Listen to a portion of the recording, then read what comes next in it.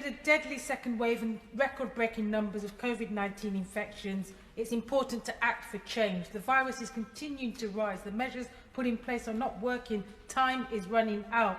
My constituency of Leicester East knows this only too well, as our city has been under enhanced restrictions and or lockdown longer than any other area in the UK, and yet our numbers are continuing to rise. People in Leicester East and across the country cannot afford to live below the minimum wage, because even before this crisis, more than half of the 14 million people in poverty in the UK are part of the working poor, suffering in-work poverty. Child poverty is off the scale due to a decade of austerity, extortionate rents and declining living standards. The Conservatives have overseen an unacceptable breakdown in our social contract, in which a job no longer provides a route out of destitution.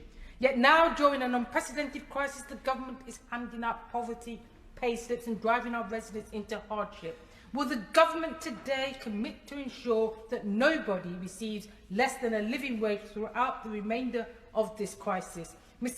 Madam Deputy Speaker, we are only as safe as the most vulnerable in our society. So yes, local and regional authorities need funding to use their discretion to fully support undocumented workers and those on no recourse to public funds. Will this government relax the barriers and grant status now to all undocumented workers so that they can access much needed social security benefit and not be destitute or desperate?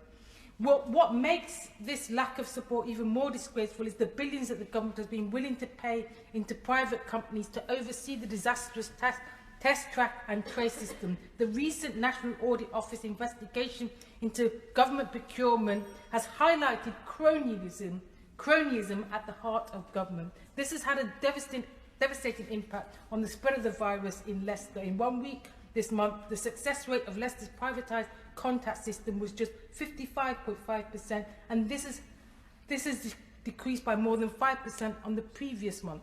That means that in 1 week alone, nearly 700 Leicester residents who may have been exposed to the virus were not informed and therefore did not self-isolate.